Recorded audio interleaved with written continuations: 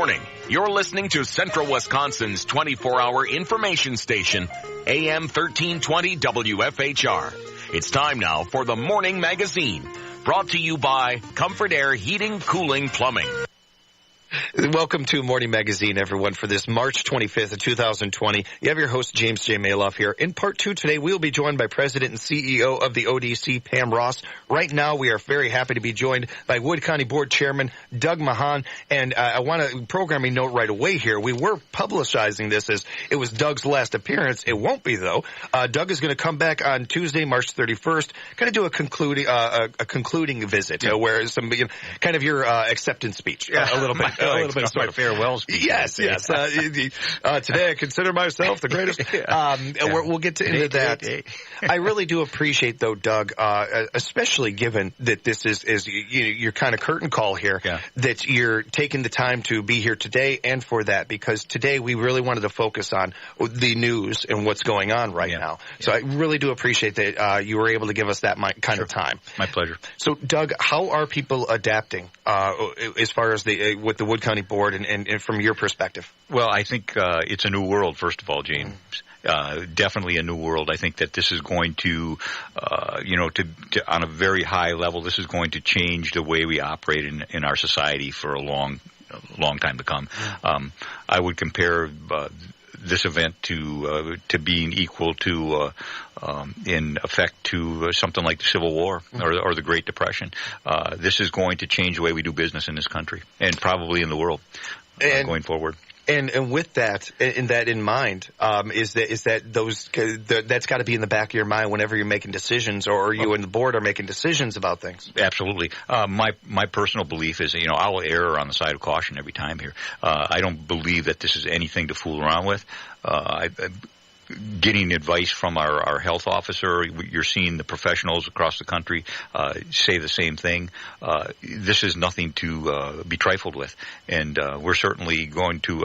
I think you said it best before we came on air, that if 2 or 3 months from now we can look back and laugh at ourselves for being overly cautious, I want a piece of that. I'll gladly take that rather than the alternative, right? Which would be being in a much worse situation, and we still haven't got a full plate of data, and that's what probably I'm most apprehensive about. We can't be making decisions without the critical information that we need.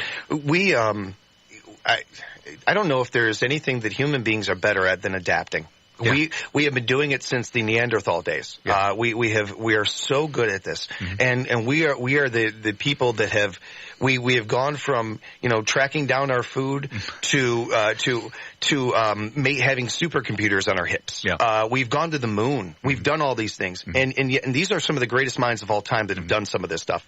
And we have right now more information, more technology than we've ever had, and we still have diseases that have been around longer than automobiles. Yeah, the biology will kill us. This is the thing. So if that's the case, if we have all these minds working on all this and we still don't know what's going on, we have to trust in the people that have been doing this for a living. That know what they're talking about and relying on facts, relying on true information. Yeah, absolutely. Kind of reminds you of War of the Worlds, doesn't it? Yeah, a little bit. That's biology trumps everything. Really does. No matter what we do and no matter how smart we think we are. And again, that goes back to my taking the route of caution. We've done a lot of things in the county differently. Obviously, we've done a lot of things nationwide, statewide, and countywide as well to be as proactive as we possibly can. Most of our face-to-face counter service in the county has been shut down. I can't think of anything that may still be operating on a face. I hope there's none. The last report I got from the clerk was that most of the departments that do any kind of face-to-face contact with the public have limited or stopped that. That doesn't mean we're not open for business right now. Right. We still have a staff in place in the courthouse for questions and any kind of business they can do electronically, be it on the net or on via phone. We're going to certainly do that as much as we can. As far as board meetings go, is that something that you guys have had to do too, where you're doing conference calls and that sort of thing? Yeah, we're looking into that, and We canceled the last county board meeting, which that's drastic action. Yes. I mean, a lot of thought went into that. We, again, I thought that the last 3 months of being the county board chairman would be much less stressful, and I actually kind of was getting acclimated to in early January. But it's been probably more. Again, there's many sleepless nights and very arduous days where it's lots of phone calls. One of my favorite phrases growing up, my nana used to say, is, "You want to make God laugh, make plans." I mean, that's what happened to you right there, Doug. Yeah. Like, you thought your last 3 months were going to be smooth. Well, yeah, exactly. And, but as far as meetings go, like I said, we canceled the last county board meeting. A lot of committee meetings were canceled as well. I'm of the mindset that I'm going to err on the side of caution until I hear otherwise.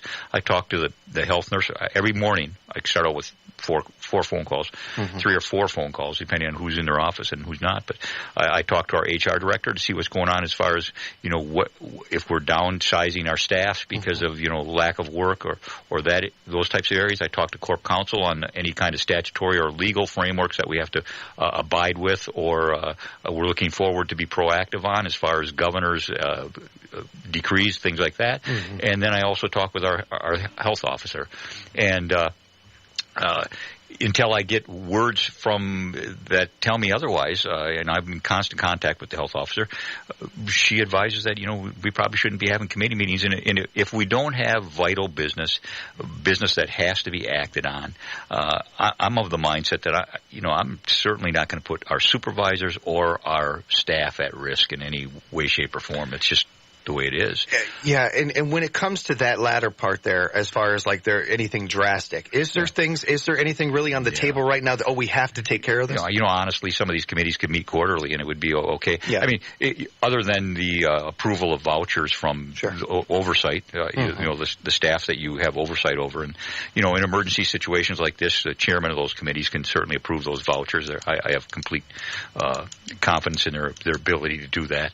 Other than that, if there's something drastic that has to be done, fine. Maybe you get together, maybe you try to do something telephonically. But you know what? There's another part of that bothers me too, and that's open meetings regulations. And if you're going to have a meeting that's not going to be easily accessible by the public, I have some problems with that. For those that don't know, what you're referring to, open meeting, and the definitions of that. Well, open meetings are basically, to put it in a nutshell, is just you're going to do everything in public. Right. There's no walking quorums. You can't communicate with other committee members away from a publicly convened meeting to discuss anything or count votes or lobby people. You have to do it in an open environment with a publicly announced meeting, which has to also give the public the opportunity to be there, make public comment, and possibly, in case of some supervisor, participate in the meeting with the approval of other committee members. So, to have a meeting to have a public meeting, this is one of the things I had to consider with county board. If you're going to pack, you have 19 supervisors plus the county clerk sitting there at minimum. That's 20 people. Yeah. So you have 20 people in the room. Then you have staff that's usually there. That's probably at least another 20 people. So you're up to 40. You get any kind of public, you're a pretty good sized group then. So that was one of the things that we considered. How big a group do we want in that room? Do we want public access? So then you limit public access. Well, if you limit public access, number one, how do you do it? And can you do it? Yeah. And should you do it? That's the part. Should you? Exactly. That's a good question. And we have supervisors all the time harping about open and transparent government. Yeah. And yet we're willing to have a meeting, possibly have a meeting and say, we're only going to limit to 5 people from the public, or we're going to bring them in one at a time. I don't know how you do that. I don't know what the dynamic is, what the template is to hold a meeting like that. I know that the governor's issued some guidelines. I think there's a lot of things, and then you throw in the fact that the governor's probably still on the fence on the election. Holy cow. You want to open a can of beans. Yeah, I would not want to be an official running right now. Well, And those are all things that there's so many ancillary things. And going back to what I said initially was that, it's going to change the way we do business. I mean, I'll tell you one thing. For one thing, probably after this, you're going to see hand sanitizer everywhere, and you're going to see people using it a lot more frequently. Yeah. But I mean, little things like that are going to change the way we do business. We're going to be looking proactively on how we look at communicable diseases and infections in a much more serious manner. Some of the things that we've done, and I think we've done a fantastic job. Let me say this: at Edgewater Haven, our long-term nursing facility, we've done a fantastic job there. We were way ahead of this up there. We locked that place down tight. Probably almost 2 weeks ago now. And so we were way ahead of the curve. And you know what? It shows because we don't have any problems there right now. And hopefully, knock on wood, we won't. But that's the last place you want to have an outbreak of this stuff is in your, I mean, at one time, more than half of the deaths in the country were coming out of one long-term care facility in Washington. Now I see yesterday, and to give some emphasis on how serious I take this, I woke up this morning when I looked at the news for the first time at 7 o'clock. The death toll in the United States went up 33% yesterday in one day. Yeah. Just extrapolate that data if you want to. Right. If you have the guts to do that, I mean, because it's scary stuff. I am not going to be the guy that comes down on the wrong side of this. Right. I'll err on the side of caution every single time. And I think most of our department heads have done the same thing. Kudos to them for being proactive, for, number one, watching out for their staff. Number two, watching out for the public. Our traffic in the courthouse is way down, way, way down. I'm concerned about, our courthouse security at the front door, all those things. There's so many people like that on the front lines right now, whether we're talking about them, we're talking about our grocers, or, people working at gas stations, and then certainly, of course, our medical field that is literally on the front lines of this. Can you imagine what they're doing. Can you imagine the stress there? I've got a couple of friends that work in it, nurses. I have a friend who's a doctor, and they're like this friend of mine that's a doctor out in California. He normally works, he's a surgery doctor. That's what he does. Gallbladders, things like that. He hasn't done anything like that in 3 weeks. Yeah. It's just been this. And so that part of it is something that we don't get to kind of feature very often and talk about when it comes to this. But for every person, like you touched on something really important, that here in Wood County, we have had the one case. And that's great.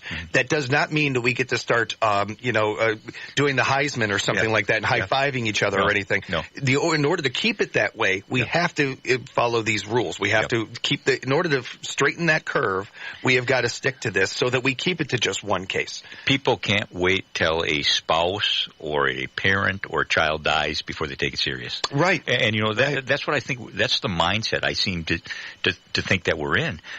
People just think that this is going to be here and gone tomorrow. That's not the case. And I understand better than a lot of people might think that how it is right now for businesses that are in the fringe group that aren't able to stay open, that have to shut down and everything, and what that can do to them, and how it can affect them, not only them but their employees and everything.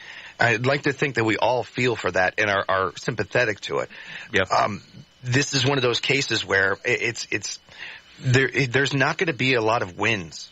We have to take what we can here and adapt. And hopefully, we're seeing, for every restaurant that's able to do curbside stuff and everything, that's fantastic. What about the dishwashers? Yeah. What about the people that work there that aren't the owners that are still getting help? That kind of thing. Absolutely. We're trying to do our best here as a society to work together and make sure nobody's left behind. Yep. We don't forget anybody. We're doing the best we can to cover our bases here. When it comes to the board, how much have you guys been able to talk, and how much have you guys been able to really talk about these kind of things, these issues? Well, not a great deal. Because we haven't, like I said, most of the meetings have been curtailed. I don't know exactly how many supervisors are talking to each other. I'm talking to a few. I take part in some teleconferencing as far as emergency operations are concerned, and there are supervisors that are there. So we get that information from our staff simultaneously. I have a daily call with the clerk as well.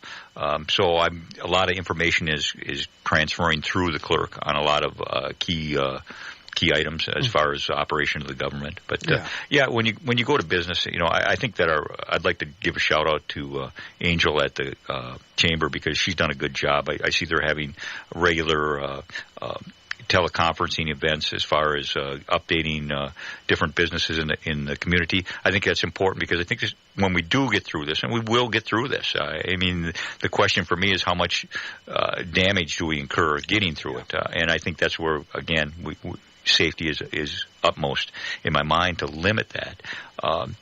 We'll get through it, and then it becomes on how fast can we get back to normal, and how resilient can we be? That's the question. I told my wife, I said, at least one day a week we're going to order out from those businesses that are shut down and can do only order out. That's a great thing to be able to do. Because we have to show, number one, show them that we're going to support them, and number two, do our best to keep some revenue flowing their way so they can stay in business. And we're hopeful about some of these things that we're seeing right now, with whether it's a stimulus package or helping out small businesses with loans and these different things. We're seeing landlords throughout the country, canceling rent for the month, or these kind of things, because when things do get back to normal, which we're all hopeful for, and we're all keeping our eye on that light at the end of the tunnel. Yep. For an example, Summerfest gets moved, and it's in September, and that's great. That means that, okay, everything's going okay, and we can still go to Summerfest. Can you afford it? Can you afford it? Yeah, just because the event's still going on doesn't mean that you can afford to go because of all this is going on. That's true. So, I mean, thinking about that second half there, we won the first half of the game. That's fantastic, but we still got 40 minutes of game left to play here. It is important that we think about that stuff just as much, and there's really no telling. It's such a gray area. So for you guys, whether it is at the board, at that level, or any other level in government, you guys have a lot on your shoulders right now. And that's why I wonder how much you guys have been able to, because you haven't been able to do your job really. You can't communicate with your I haven't been in the courthouse for a while. But I've been, like I said, I've been in contact. But I would encourage people that are, especially business owners, to explore the University Extension website, because I saw yesterday that Nancy Turek, our community educator there in the Extension office, sent me an email with a lot of grant opportunities for small businesses. I have a brother I'm a small businessman myself. My brother is as well. And, I encouraged him. He had some questions for me the other day, and I encouraged him to look at those opportunities for grant, any kind of grant help that he can get. I would do that for any business owner, any small business owner in the community. Look at and take advantage of those grants if you can, if they apply. Everybody's going to need some help. Washington just passed a $2 trillion incentive package for this. That's big stuff. That's huge. It's unprecedented. As much of the water that we're in right now is uncharted.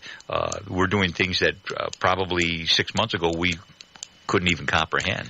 I want to a great shout out to a couple of people right there by you, Doug. Angel over at the chamber.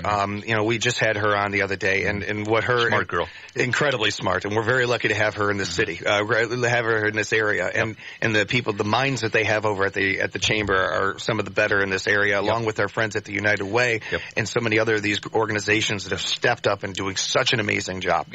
When it comes to all of this in this adapting.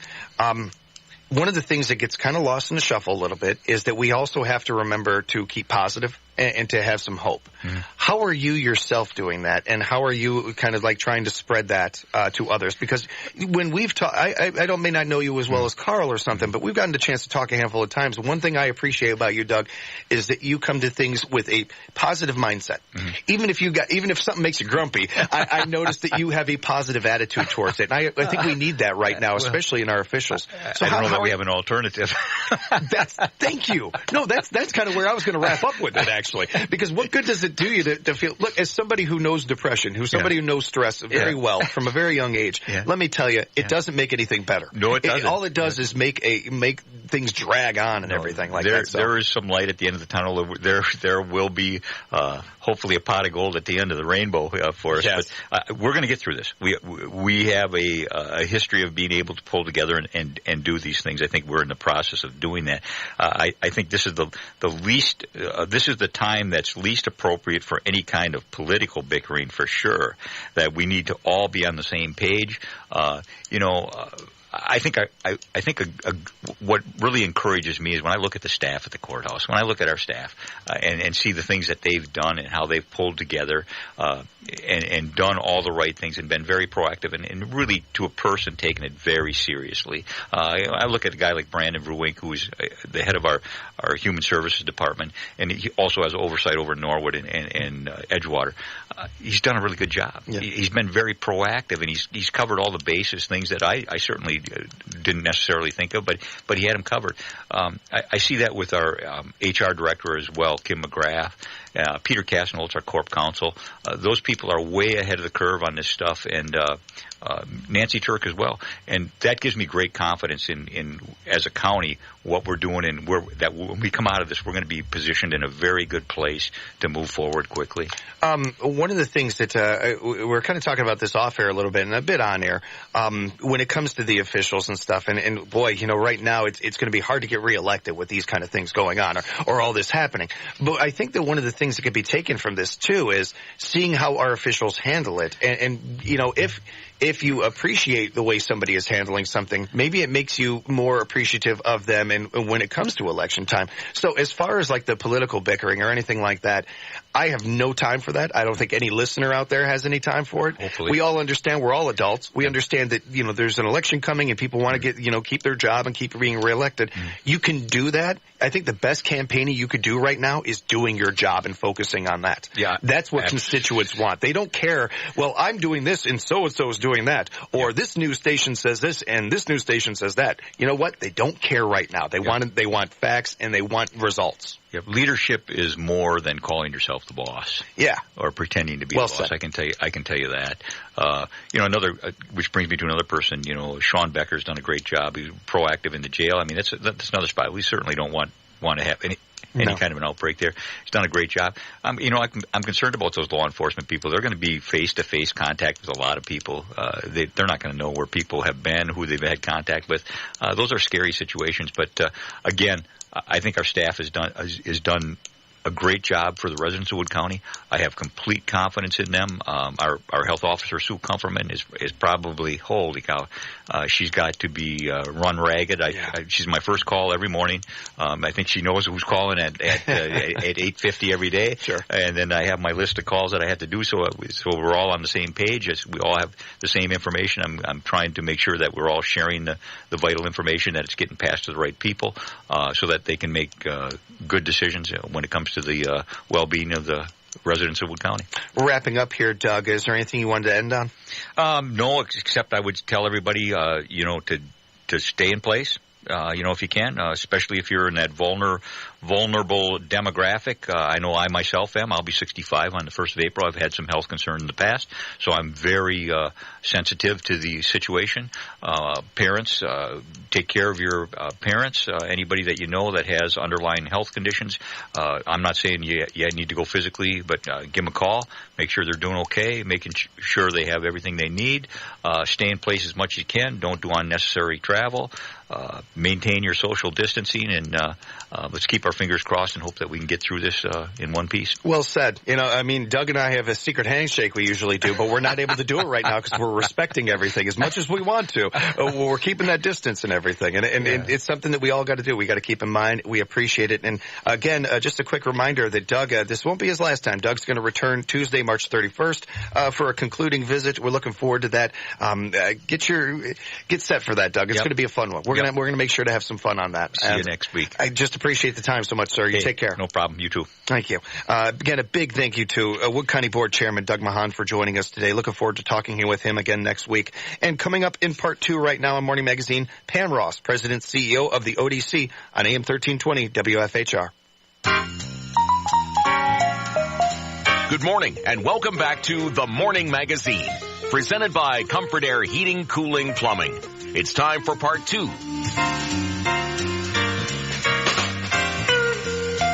Welcome to part 2 of Morning Magazine, everyone, for this March 25th, 2020. Your host, James J. Malouf here. And right now we are joined by President and CEO of the ODC, Pam Ross. Good morning, Pam. Good morning.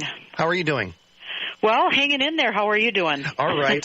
Yeah, that's the great term right now, is hanging in there is really what we're doing here. And we wanted to be able to really appreciate the time. I can't imagine how busy you guys are over there, especially considering you were kind of wrapping up your presidency here. And then this happens. So I imagine that it's got thrown a bit more on your plate. And it's a broad question, but how are you guys handling things over at the ODC, at the Opportunity Development Center? Well, it is. I've heard the saying, "What a year this week has been." It sure has been a whirlwind, as it has been for most businesses and people and organizations and schools. So we're just trying to keep up with really what's happened, so quickly over the last couple of weeks. And our initial, as we were trying to understand and follow the CDC guidelines, we were really attempting to be still open and available to the people that really need us. Mm-hmm. At ODC, most of our programs now are out in the community, so people are out working or getting involved in different things in the community. And then there are some people that still come to our facilities, and that is a major part of their routine and their support. And so, we were really attempting to try to make sure that we could continue to offer whatever services people really needed urgently. Yeah. Well, that has actually evolved pretty quickly over the last week, and we made a decision right after the weekend, even before the governor's announcement, that we felt it was important to really put the safety of our clients first, that we would suspend all of our facility-based any people coming into the facility for services, and any of the groups and individuals that are, going out and about and doing things in the community, because we knew that people were already, even with the Safer at Home not being announced, that was still a preference that was being recommended. People should stay at home when at all possible. So we have, we're still doing some services, but we're going to get innovative here. Yeah. We're actually working on some virtual platforms that we might be able to do some of our programming virtually, just as they are with schools, and also looking at ways that we can support people differently for the time being. If they really need help, we can kind of switch gears and do some help in their homes if their family or the individual needs additional checking in on them, or maybe some errands run, groceries, just making sure that people are doing okay. And the biggest, the group that we're most concerned about is the people that we serve within our mental health services. Mm. So this is a very, very tough time for everybody, but if you have a mental health situation, that this can be really life-changing. So we are continuing our mental health services. We're just doing some specific precautions as we work with individuals in their home setting, just to protect the person and our team, who's ever working with that individual. We're doing a lot of telehealth types of things as well, but sometimes that you have to have some face-to-face contact. So it has definitely been one of these things that has affected every aspect of ODC.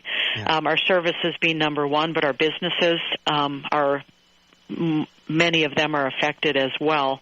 We're operating our critical and core essential, we're part of an essential supply chain with our postal contract or our mailing services, pallets that are used to transport goods. We're continuing to operate those as they are deemed part of the essential supply chain, but we closed our Milkweed Market store, our Ink Splash apparel business, and our electronics recycling. They're just suspended through this governor's order until we see how this all comes out. So that's a 3-minute overview or 4-minute overview of what it's just been running to keep up and trying to make sure that we're staying afloat as a business as well.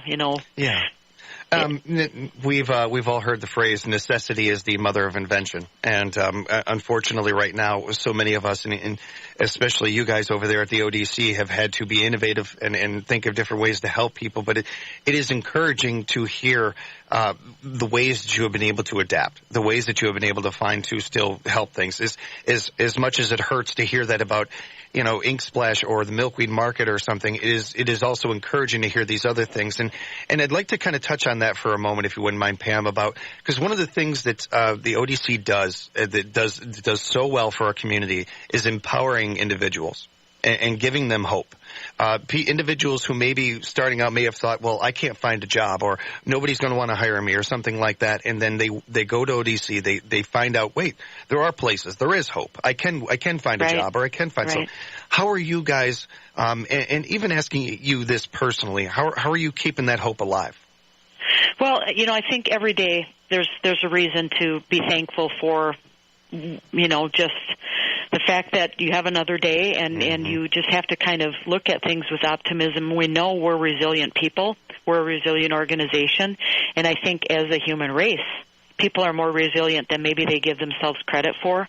But we know that this is going to be a time where we have to support not only the people we support and help them have hope, but I think important as a leader and as coworkers just to support each other. This is really, really hard for people who care so deeply about the people they serve. In addition to, we're having to have people now go home and not be able to work. So, we're trying to make sure that we are being supportive of our staff as well. And I am just amazed at the compassion and the attitudes of people saying, whatever you need, whatever we need to do, we will do. And if, we've offered, if people are willing to go and help people in their homes, we've had many of our staff say, I will do that. I will certainly step up. So, whenever there's a crisis or a tragedy, you just see sometimes the best in some people that just continues to give you that hope that, human race has a lot of good going on. There's a lot to be thankful for, and we're gonna get through this. Obviously, as the leader of the organization, I have to think also about the financial sustainability. What is ODC? How do we manage through this? And again, reaching out to our banks and our key donors and supporters to make sure that they know where we're at, and we're really trying to take it a day at a time, but we have to project out what that's going to look like, and to make sure that we can, when this is all said and done, we're ready to open up, and without any disruption. There isn't anything holding us back from that. So I can't thank you enough. Anytime I ask you a question, Pam, I always know it is going to be real and honest, and I just appreciate that so much. And thank you for sharing that, the personal perspective as well as the business perspective of it, because that's something that we all have in the back of our minds. I think that you met my papa before, at least briefly. We'll work with my Aunt Pat. My papa used to have a phrase growing up: you think you're having a bad day, try not having one. That's a bad day. You hit on a great thing to begin with there, that we are still here. And as long as we're here, we're in the fight. And we have got to focus on the positives on that.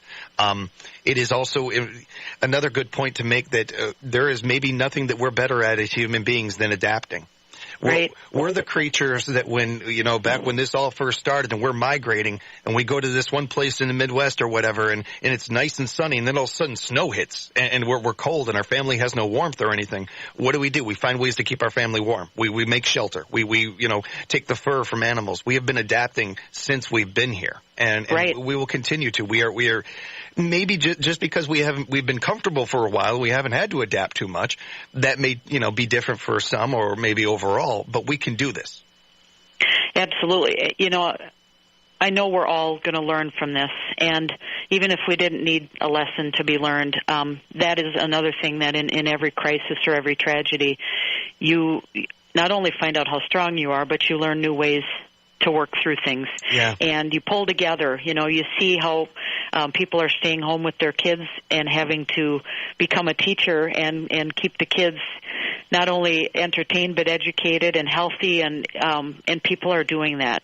They're helping out their neighbors or elderly people who might not be able to get out of their homes. And I think again, the best in people, and you do recognize what is really truly important. Isn't some of those things that we may have thought were important a few weeks ago. It's like, no, actually this is, we can get through this, and this is important. Speaking with Pam Ross, President and CEO of the ODC right now, and that help that we're talking about there, I'd like to kind of touch on that when we come back from break, Pam.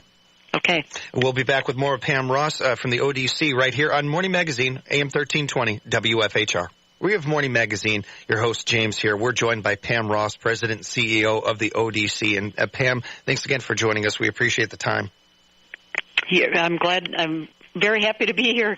Glad that you took the time to talk with me. I really wanted to communicate with the community as well. So, and we know how busy you guys are over there and everything. So one of the things that I've been thinking about going into this was, well, you guys don't ask for a lot from the community. You work with the community. You put a lot into the community. Right now, some of that is being halted on you, out of your hands.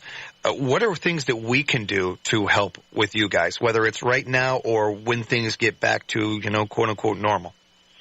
Oh, gosh, certainly I think that foremost in my mind is money, but that is not necessarily the thing we're going to reach out and ask for at this time. We know people are hurting themselves right now, and as I said, I have to think about the finances of it. But just even, the continued ability to I had somebody reach out to me today, for example, that said, I'm making some of these masks for hospital.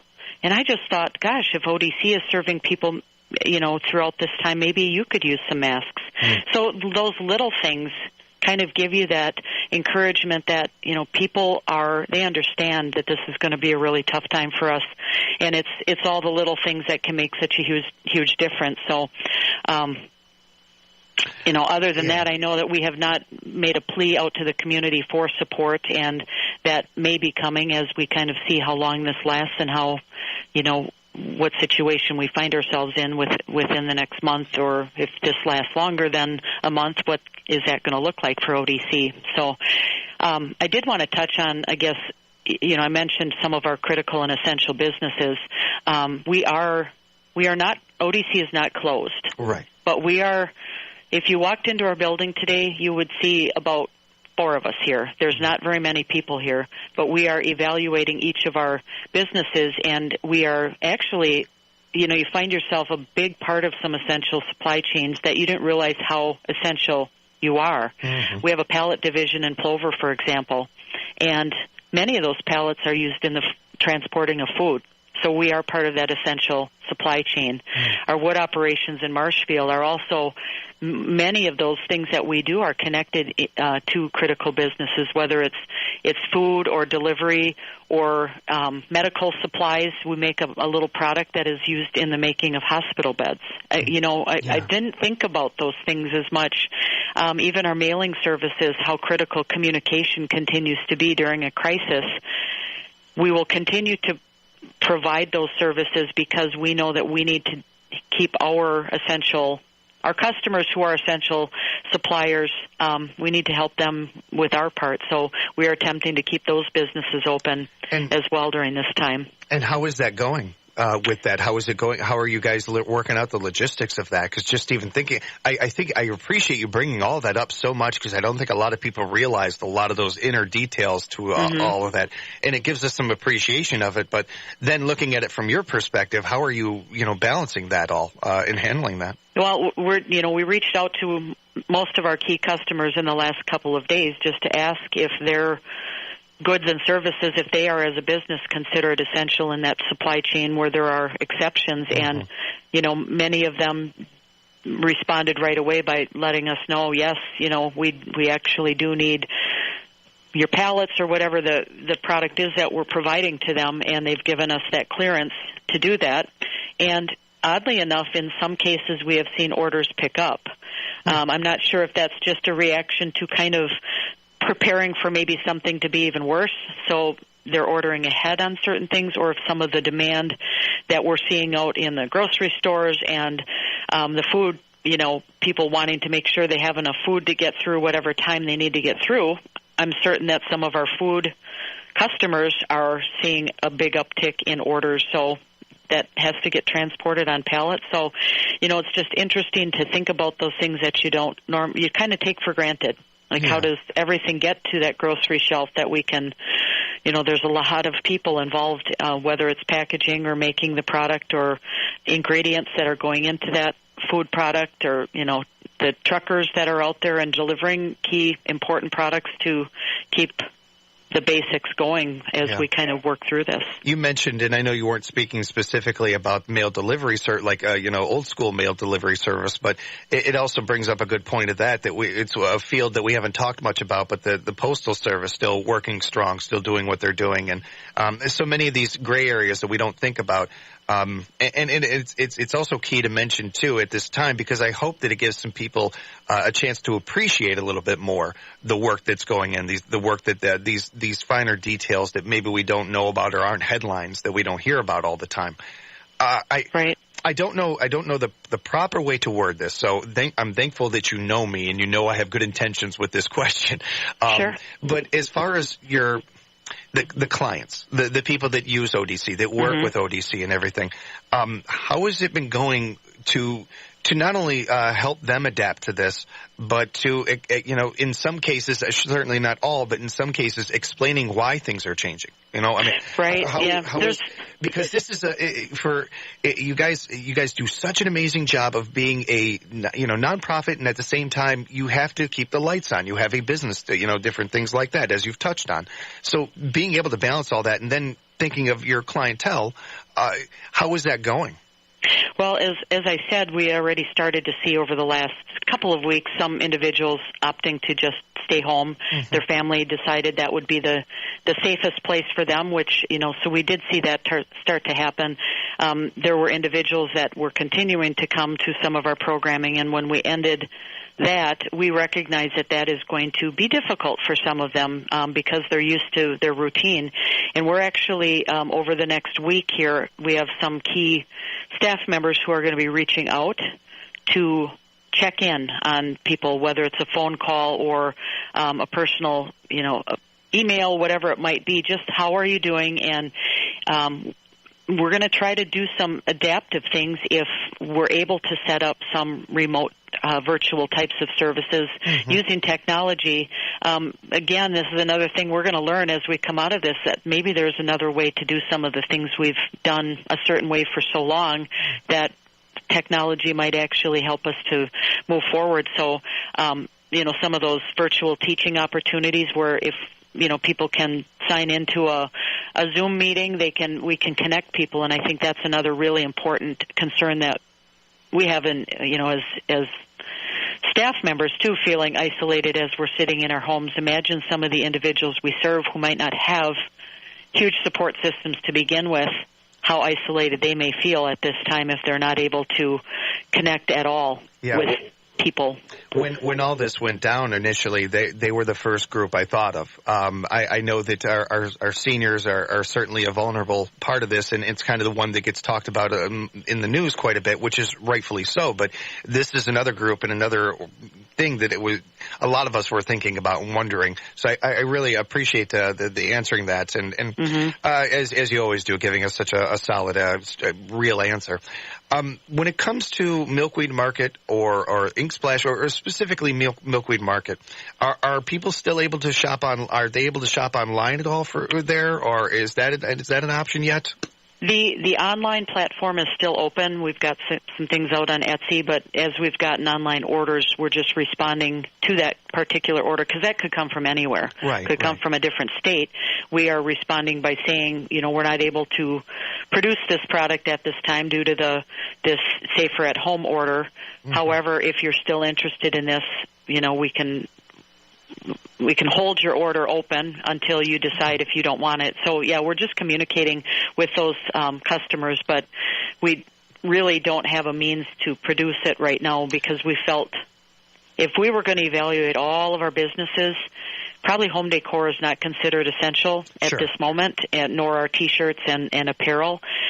And really a lot of the apparel customers may be not in a position where they're going to go out and buy corporate apparel at this time either. So it's kind of we're all affected by that. So we're going to just delay the delivery on the orders until the safer at home order is lifted for the apparel and for milkweed. I know that there's a lot of people that are they're still, of course, they can't help it. They are still having their birthdays, but they're putting off their celebrating. And that's the same thing with gifts. So I wanted people to know that if they were thinking of getting something for somebody from Milkweed, maybe you're not going to see the person in the next week or two anyway. So you can still make it, like Pam said, reaching out and stuff, and making these, looking into this or making these future orders. And because these are future events that you're planning for anyway. So you're not going to need the product right now. If I buy a welcome home sign, I'm not going to be seeing so-and-so to give it to anyway right away. So this is something you can do not only to help our friends at ODC, but certainly, taking care of your own kind of things too. A checklist of, I got just put a little note in their birthday card that says, this is good for $20 at Milkweed Market. I mean, as many people are helping out small businesses in that same way by, buying gift cards or by paying for services maybe in advance or, just trying to be creative to help these small businesses stay afloat during this time. So, we definitely appreciate anybody that, as soon as we're back in business, we are going to really want to have, a lot of people coming in and buying some of these beautiful spring items that we were all, set to open in our spring date to open our store hours bigger was going to be April 1st. Well, now it's not going to be open at all, and there's a lot of really beautiful spring things sitting behind those walls, so we'll be excited to have people come and shop just as soon as everything opens back up again. Yeah, you mentioned certainly a number of different things there that are really key, but one of the things that I think that we've been talking about quite a bit is adapting and finding creative ways to continue doing the things that you do there. When it comes to that, and especially given that you've done this for a while, and for every time we think there's nothing new under the sun, something like this happens and there's no playbook.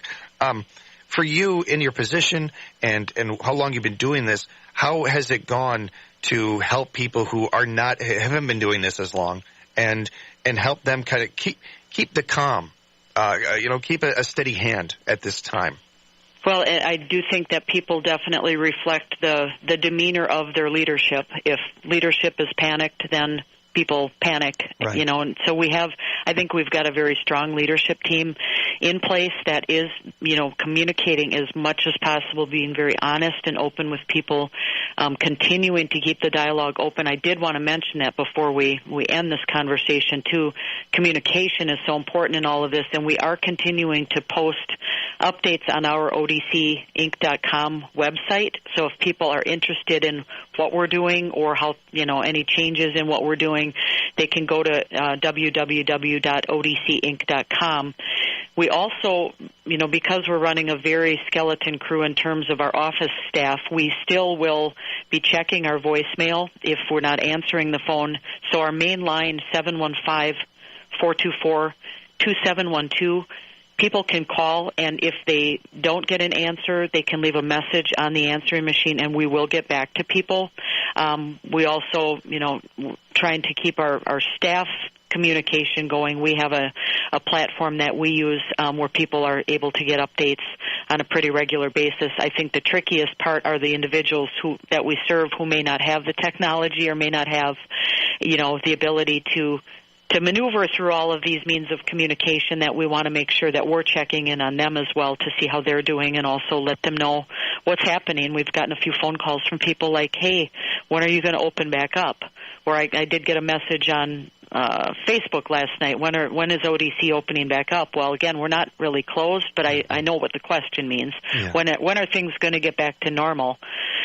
I don't know that. Nobody can predict that right now, so we just, as soon as we possibly can do things safely, and as soon as the governor, knows that the state is in a position to open things back up more, then we'll kind of adapt once again, getting back into the normal. And maybe normal will never be normal again. I think we're all going to learn again how things may be different as we go forward, because we've been through something this significant as a organization, as a country. Yeah. Well said. And we always appreciate the time that we get with you, Pam. Hopefully we can have a conversation after all this or something, and just kind of reflect on your career a little bit or just have some fun, a good conversation. But more than anything, appreciate the information and the time. Thank you for everything you're doing for the community. You guys take care, stay safe, and we will talk again real soon. Thanks. I appreciate the chance to talk with you today. Talk soon. Yep. Alrighty. Bye-bye. Again, ODC's President and CEO, Pam Ross there. Thank her so much for the time. And a big thank you to Wood County Board Chairman Doug Machon for joining us. As a reminder, Doug will be back next Tuesday, March 31st at 10 a.m. for a concluding visit.